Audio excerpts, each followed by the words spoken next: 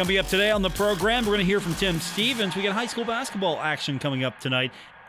Huntington High taking on Cabell Midland. Tim's going to be covering that, of course, for HD Media and the Herald-Dispatch. So we're going to talk to Tim in a few minutes about that contest. Also, later on, we're going to hear from Nazeeh Johnson, also Grant Wells. They were made available to us earlier this afternoon. I really want to discuss, even before we hear from them, some of the things that I just noticed, some of the things that they were talking about that I think are maybe items that get overlooked sometimes.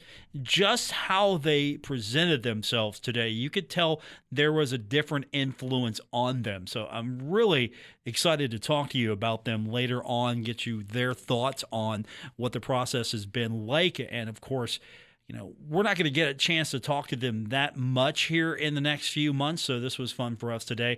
As Coach Huff said, he's going to give these guys some opportunity to have some time off, give them an opportunity to recharge and to basically spend some time with their family. So that's important for him, and so the kids are going to get a chance to do that. We're going to talk, of course, with Grant and Nazeeh. That's coming up later on in the program. So I'm looking forward to all of that with you. And, of course, your phone calls at 877-420-TALK. That is 877-420-8255. Of course, the big thing is going to be Huntington High, Cabell Midland. That's coming up tonight. Huntington High, Cabell Midland. It's always fun when those two teams meet. And, of course, they are two top teams in the state of West Virginia.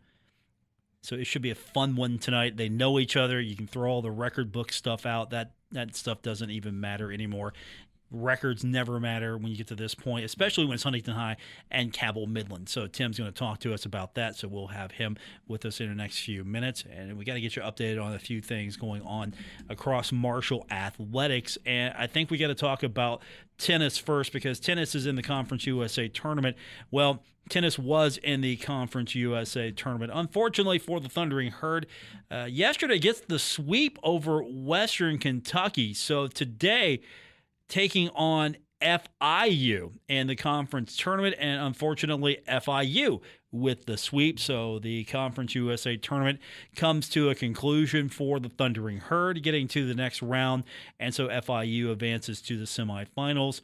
Yeah, this is a tough year. I mean, especially for a sport like tennis as well. I mean, you got to take matches where you can, and I'm pretty sure that Coach Mercer is going to say this is a down year for us. And obviously, you get first round, you win that, you beat you beat Western Kentucky, and you don't know how it's going to really go down. You're matching up with teams in Conference USA because you don't have sort of a language. If you're in the conference tournament, say in softball, you have a language because you faced off against teams. You kind of have an understanding. If you're in the Conference USA tournament for other sports, you kind of have an idea of what your opponent might look like. And Conference USA in soccer and men's soccer, no tournament this year. So lots of different things happening. I think tennis did the very best it could, get swept, and unfortunately their Conference USA tourney ends. I tell you what, I want to get Tim on early, give him an opportunity to get ready for his coverage tonight. Huntington High taking on Cabell Midland. So we'll break early. When we come back from break, we're going to hear from Tim Stevens from HD Media, the Herald-Dispatch locally. He's going to be covering Huntington High and Cabell Midland tonight, and we'll talk to him about it when we continue with today's edition of The Drive on ESPN 94.1 and AM 930. We're taking Paul Swann everywhere. Download or subscribe to The Drive with Paul Swann on Apple Podcasts, Spotify, or wherever you get your podcasts. Welcome back to the Friday edition. Paul Swann, your host on ESPN 94.1 and AM 930. We've got high school basketball action to tell you about. Huntington High taking on Cabell Midland. If you are a longtime fan of Cabell Midland and Huntington going at each other, then I don't need to tell you anything. But if you want to know a little bit more, joining us now on the program from HD Media, and of course you can see his work locally in the Herald-Dispatch, Tim Stevens, the esteemed dean of sports writers at the newspaper. Okay, so maybe Chuck Landon's older than you. So is he the dean or is it you? Who gets the title? Well, Chuck is older than everybody, so he doesn't count. So I'll swoop in and take the title. How's that? Okay, there you go. The dean of sports writers at the Herald-Dispatch. I mean, they pulled you back, man. It's like the Godfather movies, man. You were out and they pulled you back in. Yeah, they did. They did. They made me a good deal. I could still, teach my youth group at church and all of that good stuff. And they're really good to work around my schedule in that regard, which I greatly appreciated. So it's the best of both worlds for me now. I get to do that and I get paid to watch ball games. Yeah, So, it's really good to be back. You're getting paid to watch a pretty good one. You've got Huntington High, Cabell Midland, of course. How we got here was Cabell Midland beat Spring Valley 67-42 in the Region 4 Section 1 action on Tuesday. So here we are now. It's Cabell Midland, Huntington High, the 2 seed taking on the 1 seed. Of course, those numbers don't mean anything anyway. You throw all that stuff out, Tim. It's Huntington High, Cabell Midland. Yeah, that's exactly right. They're both really good teams. They split during the regular season. Huntington High won by 8, and then Cabell Midland won by 7. It's two really very, very closely matched teams here. They're just about equal, which makes it more fun. And what's even better is they could meet here, and then on a week or so from now, meet in the state tournament again for a 4th time. So this rivalry is a boatload of fun. Two really talented, good basketball teams. What can we expect tonight? What are you looking for out of Cabell Midland and Huntington? Oh, wow. These two teams right now are on very different tracks. Midland's as hot as anybody in the state. They've won 6 in a row, playing really well. Huntington High, after winning its first 9, now has lost 3 in a row. Of course, they had a 2-week stint with COVID that they had to try to recover from, and I don't think they had really shaken off the rust. So, but they've had good practices this week, their coaches tell me. So I think what's going to be key is if Amari Smith and Brendan Huffman play well for Huntington High, you got to like their chances. If they don't, then you got to like Midland. But I think it's going to be a close game either way. Are these two of the better teams in the state? Are you pretty confident that, despite really not having a true sampling of everybody, are these two the two that are most likely to have really a good shot at winning the state championship, or at least they're in the mix? Oh, yeah, I think either one of them is capable of winning it. GW is awfully good. Morgantown is really good. It's probably, I would say, would be one of those 4, but we'll see. But yes, either of these two teams could very well come away with the state championship. If you're hot at the right time, that's big. But both of them have enough talent and are well coached enough to do it. Tim Stevens joins us from the Herald-Dispatch. The Huntington Highlanders taking on the Cabell Midland Knights, and we're looking at a tournament here starting soon for the girls, and then after for the boys. We've expanded the tournament. We have 4 classifications now. We talked about this earlier in the week, and I figured now that we're getting closer to the tournament itself to talk about it more.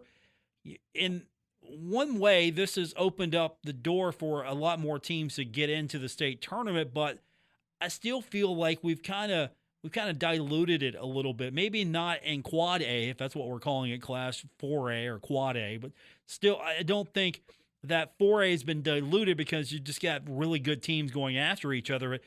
I kind of feel like we're missing some flavor to West Virginia basketball because of the new system here. Yes, I agree. I definitely agree with you. Yes, the big school class is very, very strong.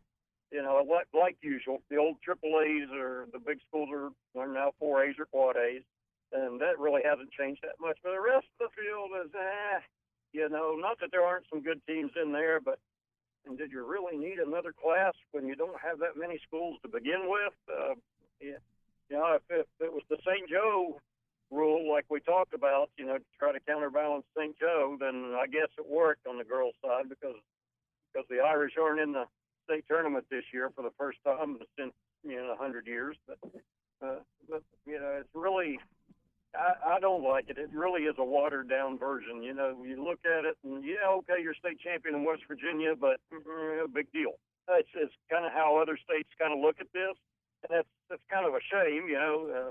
Obviously, a state champion's a state champion. You have to earn it, but 4 classes is a lot for a state that doesn't have very many schools.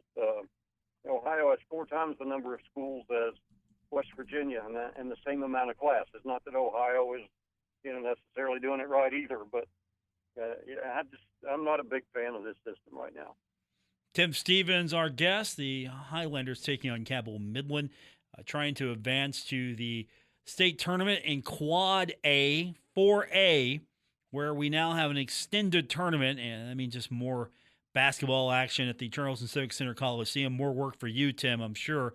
You planning on being able to go to the tournament and cover it directly this year, or are you heading up? Yes, I'll be there. As far as local teams, 4A really is the only class that the Herald-Dispatch coverage area has teams, and that will be the most likely Huntington High and Midland in the boys, and it's already Huntington High and Midland pretty much in the girls for the most part. So, we'll have those teams. The Hurricane has a chance to get in the boys' side if they can knock off one of these two guys tonight if they beat St. Albans. So, but I'll be there. And I'll probably cover some games that aren't our area teams too. You like to get to see those folks too, and that helps when you cast your all-state ballots. I never see anybody from Martinsburg or Hampshire or Jefferson or any place like that until really the state tournament. So it'll be good to get to see those players and make an honest assessment. So when we do vote on the state on the all-state teams, that we'll have a good idea of who can play and who's second team, third team, whatever it happens to be. Do you feel like maybe we should just, instead of having 4 classes, maybe we should just have 2 classes? I mean, I know the smaller schools might argue that point still, but wouldn't that be better? Maybe just to have 2 classes. A state the size of West Virginia, the population's really not here. Yeah, it might really be good to do that. 3 was okay. I could easily see 2 being warranted, though.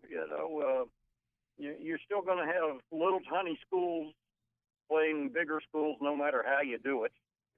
Sure, you don't want Hannon playing Midland, a school with a couple of hundred kids playing a school with 2,000 kids, but you're still those little schools are going to have to play bigger schools somewhere along the way. And you look at Kentucky, everybody's in the same pot. It doesn't matter if you're Paintsville or Louisville Ballard.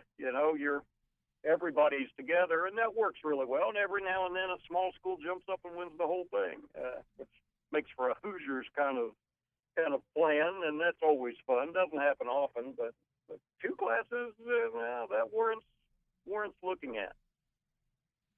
Tim Stevens joining me from the Herald-Dispatch. So after Huntington High, Cabell Midland, what's next for you, or at least for HD Media, is still covering the high school tournament? Of course, you got the girls tournament coming up on the state level, and you've got all of the sectional action still to go. Yeah, we have all of that, baseball and softball and track and all kinds of stuff going on still. I'm at basketball tonight, sectional, in the tournament game. Last night I was out at Huntington High covering Midland and Huntington High softball, and that was a wild one. Midland won 19-13. There's 7 home runs hit. Midland was down by 6 and came back and won. And there's a lot of fun stuff still to cover right now. It's basketball state tournament obviously takes precedent, but there's still so much going on in baseball and softball and track and such. There's plenty to cover. There's something every day, unless it rains. There's something every day right now. That's a lot of fun. You're going to miss this next season when it gets back to some semblance of normalcy. We'll see about that. I don't know. It's really weird. It's an odd feeling, and maybe I might miss it, but I will take normalcy. It's nice to know, your seasons are your seasons and the way that they usually are. I'm kind of a creature of habit and one of those kind of guys. So I'll probably be okay if we go back to the normal regular seasons. He's Tim Stevens from the Herald-Dispatch, not the oldest sportscaster on the paper's payroll, at least sports writer. Well, you're a sportscaster too. You've done some broadcasts, so I can call you that. Yeah, you're. I'm not in your league, but a little bit. I mean, is anyone in my league, Tim? No one anywhere. You have your own. You're like a European soccer deal. You have created your own league that's better than anybody else. I am the European soccer. I am the Super League. You just basically are saying I am the European Super League. You are the Super League. You are the Super League of broadcasting. You know that thing you crashed and burned, right? I wasn't going there now. That's their fault. You've got it. You've got it going. You're a lot more organized than they are. So you've got it going for them. All right, I am. There you go. We'll just put that down as when you start compiling my biography here and the list of names and titles. The European Super League. You got to come up with something like that. Paul Swann, the European Super League of sportscasters and sports hosts. Okay. I like that. Yeah, I mean, it sounds great, but at the same time, it did crash and burn just a little bit here. I mean, it did indeed, but I still think you ought to put that on your door there at the office. I think that would be a good title to have right there on your door. Paul Swann, Super League of his own. We'll work on it. Let's focus group this a little bit. I tell you what, get Luke Creasy over there on this task. Put him to work on this task. That's it. He's a soccer guy. He's a soccer guy, so that would be a good one for him to work on. I agree. Tim Stevens, my guest. He's going to be covering Huntington High and Cabell Midland. That is coming up tonight. Going to be at Huntington High. You can't get in, by the way. I'm just going to tell people right now, tickets are already sold for this thing. You had to buy these tickets in advance, so you can't show up at the gate expecting to get in. So if you want coverage of this one, I guess Tim's going to be your hookup on this. You'll have stuff on Twitter as well, I'm sure, but Herald-Dispatch will be the best place to follow this one after the results. Absolutely. Sports Turtle 11 is my Twitter, so if you want to follow the game, then you can follow it there. And of course, I'll have a story online later tonight and in the paper tomorrow. I got to ask for the youngsters in the audience and our intern who predates both of us. I don't know if he was born when you were covering the Thundering Herd the first time around. Oh wow! Yeah, I mean, Nick Verzolini. How old are you? He's I'm 22. Okay, he's slow pushing the buttons there. 22. He's 22, yeah. Tim. So 22, a mere pup. A mere pup. Explain what the turtle thing is. The reference again is for folks who don't know. When I was a little kid, I couldn't run very fast. Still can't. So my buddies affectionately nicknamed me Timmy the Turtle. So, and then my baseball number in high school was 11. And I'm a sports writer, so I just combined it all into a mishmash of Sports Turtle 11. So that's how that came about, But it works, it's kind of unique and it's fun and it's goofy, but then so am I. That just described me, so it works. And your profile picture is that turtle, right, that you would see on TV commercials when we were younger, where if you drew that turtle, you could get into art school. You remember those commercials? That's right. I never could draw that thing. I couldn't draw and I couldn't run either. So, those aren't two of my talents. But there you go. That's the one. If you could draw me, you get into art school. So I wonder how many people ever really made that happen. I don't know. That's got to be a documentary on YouTube somewhere. We're gonna find that out. We're gonna find that out. Tim, that's worth exploring, definitely. Tim, be safe tonight. Have fun, and looking forward to seeing where these two teams go next. Huntington High, Cabell Midland coming up tonight. Have a good one, sir. We'll talk to you soon. My pleasure, Paul. You have a great one. Thank you, buddy. As Tim Stevens, the Sports Turtle. Nick, you don't even know what I'm talking about. There were commercials. Okay, let me first back this up. Television is a thing that we used to watch. I don't know if you kids watch that thing now. Let's put it this way. It's a life-size version of your iPhone, and you could watch different channels on it, but it was analog. Not digital, it's analog. I mean, now they have apps on these things, but you would have to turn a channel or press a button to switch the channel on your remote. And usually, sometimes the remote was even wired before we got into those fancy wireless remotes. And you could get into art school. They would send you, this art company would send you this booklet. And if you could draw, I think it was like a young child or there was a turtle. or some other animal. If you could draw, you would here's the picture. You could draw that and send it back, and they would evaluate you. And you could probably get into art school if you did a good job. That's a real thing. You have no concept of that because that's gone now. You don't see those things anymore because one, kids don't watch TV, and two, I mean, who's going to send a picture of a turtle in the mail to see if they're good enough to get into art school, right? The process has changed just a little bit. Yeah, I thought it would be more complicated than that. No, you just draw this turtle, and there you go. And Tim obviously couldn't draw the turtle, so he fell into journalism. That's what happens. If you can't draw the turtle, you fall into broadcasting or journalism. Or, so there we are. I think I actually tried to draw the turtle. I was pretty good in art. I did not pursue art. Maybe I made a mistake, but we're here now, and I'm glad you're here with us. We will continue. We've got Nazeeh Johnson. We've got Grant Wells. That's coming up on today's edition of The Drive on ESPN 94.1 at AM 930.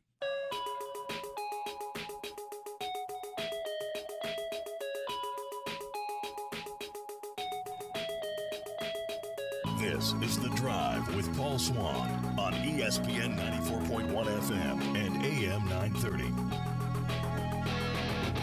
Our phone lines this hour brought to you by White Claw. It's 877-420-TALK, 877-420-8255. White Claw Hard Seltzer, it's made pure. Had a chance earlier today to talk to Nazeeh Johnson and to Grant Wells. This is really the first formal opportunity we've had a chance to talk to the players since Coach Huff arrived earlier in the year. And it was interesting, to say the least, just at first sight of these guys. And you're going to hear that throughout the week because, we talked to them for quite a while. But the first thing you notice is just, and now this isn't a criticism. This is never a criticism. But, kids would show up for player interviews and they would come in and, maybe they're wearing team sweats or something. They've got a shirt on. Maybe they just, they're getting up early from maybe sleeping in, and they got a class afterwards, whatever. Just it didn't matter what the situation was. Some were, had an early start of the day and they're running in, and that was all fine. And of course, Nazeeh comes in, looks nice, and I'm not saying he looked bad before. I'm just saying he's got the Marshall Polo shirt. He's got the he's it's tucked in. That's a thing now. You didn't know that. That's a thing now for Marshall. Grant comes in. He's got the same shirt on. It's tucked in. It's nice. I mean, these guys are looking. I mean, it's like a uniform here. And Nazeeh talked a lot about that. That's something big with Coach. Just the little things, like tucking your shirt in. During practice. Working out, you tuck your shirt in. And he said they're hard on him, but not in a bad way. He said they're running the football program like it's a professional organization now. So Marshall football is transitioning into being run like it's a professional football team. And so there are expectations and standards that Coach Huff is installing. And the one thing that we always heard from Coach Huff, and the players are talking about as well, and they appreciated that fact, that Coach Huff said, look, you guys aren't a bad team. You're not a bad team. I'm not coming in a situation where I was left a bad team. You guys are already a good team. And he starts using the language, we're going to close the gap. Again, that's important language to hear, trying to close the gap. And it begins probably with the little things, like getting these kids on a regimen, getting these kids used to a different way and maybe a more rigid way of doing things. And one of the things that we asked Nazeeh about earlier in the day was just if he would just talk about that transition to Coach Huff. I'm going to be honest, in the beginning, I wasn't really bought in because, I'm a senior and I'm like, man, a new coach and stuff. But he opened our eyes. He broke it down to me. We had plenty of conversations, me and him, about the team and stuff like that. And my biggest thing with him is that he's saying we wasn't never a bad football team. He just wanted to close the gap. And I was like, okay, he wants to do something like that. And I'm like, okay, that sounds pretty cool. And then all the stuff we've been doing throughout the spring, it just opened my eyes. I'm like, this man has a plan, and I'm just going to follow along. And here we are now. spring game was great. Great turnout, players getting better, and the program was just looking different. So he has a plan. That's Nazeeh's impression. And Nazeeh, being quite honest, look, I'm coming in here. I got a new coach. I'm a senior. I got a new coach. I don't know how I'm gonna adjust to this. And so far, it seems like he's on board. That Coach Huff has really done a good job of explaining to him what he wants to do, and Nazeeh seems to be on board with that. And the other player that you really want on board with you is your quarterback, Grant Wells. Grant, he's the one player that has really had, I think, the easiest transition because he's got his coach.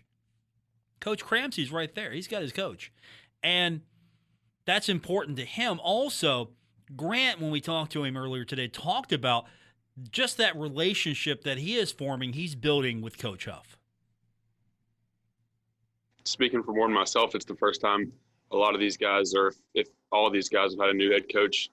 Certainly for me in my entire career, it's the first time I've ever had a new, a second head coach in the same place. So, it started early. I was one of the first guys I think he met with. So, I was, got in before these guys. So, me and him have had a lot of dialogue together, whether that's, something stuff he can improve on, stuff we can improve on. So I've really tried to be that guy that he can go to that ask for anything, what this team needs or, stuff that can be changed around here.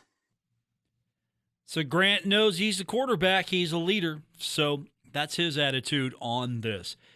Grant, when he went out there, you kind of worried a little bit. Okay, he's having a tough go of it. And part of that was on the Marshall defense. The Marshall defense was really doing well in that spring game. And Grant started to heat up, and he started to do well. But we asked Grant about his performance and just wanted to get his take on the spring game itself. Yeah, it was just getting back in the swing of things. Wearing the real jerseys and, playing out here in the Joan in front of fans. So, it definitely took some time to get used to. A lot of these times is just thud periods in practice, and, you can't really replicate a game. So for the first time, playing in front of fans and, showing some new things on offense that we're going to do. So it took some time to, finally get in the groove of things. Also, when talking to Grant, one of the questions that was asked was just talk about the challenges, the defense. I wanted him, when I was talking to him earlier, let's look, Grant, let's put your film room cap on for a second. Let's talk about that Marshall defense. And here's what he said about the defense. Trying to identify odd blitzes that he's throwing at us. Grant, Coach Huff has been stressing Gaining from last year, he from one of the first things he says is we're not a bad team. This is a very unique situation that we get a whole new coaching staff from a team that went to the championship last year. So I think gaining from. We can come back to that, Nick. We can come back to that. All right. Let me ask you this, Nick. Do we have Nazeeh's? Do we have Nazeeh's last bite? Okay, we're gonna move on, Nick. We're calling an audible here in the huddle. Man, that defense even got you rattled. Nazeeh Johnson, the defense, just came in and rattled Nick Verzolini. Nazeeh, speaking of him, he talked a little bit when we were speaking with him earlier about what the team needs to do in the summer months. Executing more on the defensive side, because we left some plays out there on defense during this spring, and learning the defense more, because like I said, it's a new defense. We're getting more players in, the freshman players, so getting them along with the program and stuff like that. So I think just getting back into it. Okay, there's some of the sound bites you heard from Nazeeh and Grant. We're going to have more coming up next week. It's your homework assignment, Nick, by the way. We have a lot more to get into with the players, as we will coming up next week, but we will take our final break and come back and wrap this one up with you here on ESPN 94.1 and AM 930. You're listening to The Drive with Paul Swann on ESPN 94.1 FM and AM 930. It's our final segment of today's edition of The Drive. Paul Swann with you for this Friday, April 23rd. Our phone number, 877-420-TALK, 877-420-8255. Brought to you by White Claw Hard Seltzer. It's made pure. All right, we're going to try this again. We're going back. We're going to do this one more time. We're going to find out from Grant Wells about the challenges the defense has given the offense. He's a very aggressive coach. That's one thing that we, as this offensive staff or as offensive unit, knew that we had to go and work on in the offseason is picking up blitzes, picking up 6-7 man blitzes, and that's something that we got a huge improvement on because of Coach Guidry and because of the style of defense he plays. I think Coach Cramsey and everybody is very happy that we got to work on, checking blitzes and checking protections and trying to identify odd blitzes that he's throwing at us. All right. Grant Wells talking about the challenges the defense is giving the offense. Do you have, because I was asking Nazeeh to give his review of the offense. Do you have that? Not yet, no. So no. No, I'll have it Monday, maybe. Okay, we'll have it Monday. Then I won't talk about it then. Because I asked Nazeeh to tell me about the offense. And he was pretty candid. He's like, they're going to throw the ball. There's more to that cut, and we'll save it for Monday, but that's it. That's the cut right there. He's like, yeah, they're going to throw this thing. They're going to throw it deep. You got to like that, right? I mean, once they get this thing cooking, you got to like that they're going to just chuck it up down the field and throw it. You're going to see the long ball. You're going to get those 52 to 14 games you love so much. They're going to run the score up. Halftime, it's going to be over, and you're going to leave, and you're going to head for the tailgate lot if they allow you to tailgate. And you're going to head over and have a nice cold one in the parking lot, and the game's going to be over. It's going to be halftime. That's what you're looking for, right? That's what you're looking for. You just want to rack up as many points as you can on a team and then get out of there. You might get that. I don't know. It's going to be fun. I'm looking forward. If this thing can get really cooking, it's going to be fun. Speaking of what's happening in football, that reminds me, I don't know if you saw this today, Nick. The College Football Playoff Management Committee considering a whole bunch of things for a future expansion. Nothing's going to happen until the contract expires here, or they get everybody to vote for this. It's unanimous, but there are options that the College Football Playoff Committee is looking at, ranging from 6 to 16 teams. Could you imagine that we could get into a situation where the bowls mean even less, and the real action is going to be a 16-team playoff? And that would probably have to include group of 5 schools. At this point, if you go 16, you got to include the group of 5. Would you have the conference champion? Would that be the qualifier? Let's say we go to 16 teams. All 5 of the, air quotes here, Power 5 conferences, their champion, be it the automatic qualifier here because you won the regular season and you don't have a postseason championship game. Yeah, right. Or, yeah, if you're the champion of the conference, you win your conference, you get invited. So that could be 10 right there, and then you have 6 at-large spots. Because do you want to take the number 3 team from a conference, say the Big Ten number 3, or the Big 12 number 3, the ACC number 3? Do you want to? I mean, the number 2, yeah, you could possibly do that. You could probably take the number 2 from somewhere. You could possibly, if you had to, take a 3. So let's just do the math here. You have 5 at-large, or 6 at-large. Actually, you have 6 at-large bids. 10 teams get in if you do automatic qualifiers. If you allow the automatic qualifier to go to your conference champion. So there's no more argument here. Everybody gets a shot. The whole idea that this is a exclusive club, you get rid of that overnight. Like, look, conference qualifiers get in. The champion of the conference gets in. If they go with that model.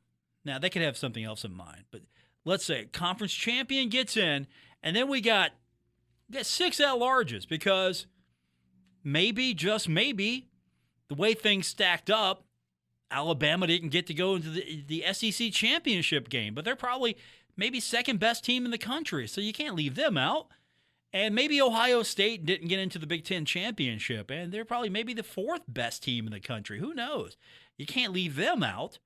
So you'd have at-larges, and I would think it would come down to at least the power conferences could get at least 2 teams in. Because I don't see and Notre Dame. Let's just throw Notre Dame in there. So we're talking about maybe conference champions and Notre Dame. Not every year Notre Dame gets in, but if Notre Dame is one of the best teams in the country, I mean, you could work that out. I mean, I like them playing ACC football. I don't think that's ever going to happen again unless we have another strange, unique situation. But you could have a situation where you have 6 at-large bids. You figure out how it works for Notre Dame. You figure that out. How, if they're one of the best teams, they get in. They could probably be an at-large. They wouldn't be a conference champion. So if they meet a certain criteria, they can get an at-large. But there you go. You have 16 teams that get in. You seed it. Or if you do 12, you're still probably going to cut a couple of people off. Yeah. If you do 12 teams, if you do 8, so how many group of 5s get in if you do 8? Because at that point, you're probably going to take all 5 Power 5 schools that won their championship. Because right now, somebody gets left home. Minimum, one conference minimum gets left home. And sometimes you could have 2. You could have a situation where, okay, look, the 2 best teams in the country are in the SEC, and yeah, they might play each other again. So you have a situation where you have maybe automatic qualifiers, and the at-larges, maybe at least you determine the best of the group of 5. So that's 5 spots, and then you have 3 at-larges, and those go to maybe the best remaining teams. That's a possibility if they do 8. There's probably so many. I mean, they were looking at 6 as well. So if you add 6 more, that means you take all 5 Power 5 schools, and maybe you take the best of the group of 5, if you want to call it that way. You want to take, I don't know, Central Florida, are they the best this year? Okay, they get to go. Is Appalachian State the best this year? Is Coastal Carolina the best this year? Is Buffalo the best this year? Is Marshall the best this year of the group? You know, you could do that. I like the 16 teams myself. Everybody gets in. Take your conference champion. You win your conference, you get in. That should be fair. Everybody wins their conference, gets in. And then it makes the conference more valuable. You might not have the television revenue that some of the other leagues have, but at the same time, you have the same opportunity to play for a national championship. That's the thing about college basketball right now. Everybody's got an opportunity. Some schools have easier access, but still, there's the opportunity. If Marshall wins the Conference USA tournament, Marshall has an opportunity to get in. If Marshall doesn't win the Conference USA tournament, Marshall could get in as an at-large depending on if their resume is good enough. And how can Marshall control that? Marshall can't control what happens in conference, but out of conference, you could go play teams that are better than you out of conference, or teams that are at least going to give you a boost in the rankings. You can do that. You can control part of that. But at the end of the day, there is a path. You can see, okay, here's how we as a team get in. If you're thinking to yourself, hey, how do we get in? Well, here's the path. Maybe do the same thing for college football, and so you can at least say there's a path. And then after that, if the Big Ten's raking in cash because they have a better contract for TV and more people want to watch the Big Ten, at least Marshall and Conference USA has an opportunity to get in and play in the national championship. And of course, maybe the exposure increases as some of these teams are more successful. We can talk about this until I'm blue in the face, but I'd rather not be blue in the face. So that's going to do it for this edition. Thanks to Nick Verzolini. We appreciate him. Back on Monday, Nick's final week. It's farewell week to Nick Verzolini, our intern producer. Next week, we don't have much of a budget, man. Don't look for a cake or anything. We'll talk to you next week. Have a great weekend, everyone. WRBC Huntington, W227BS Huntington. This is your radio home for Pittsburgh Pirates baseball, ESPN 94.1 FM and AM 930.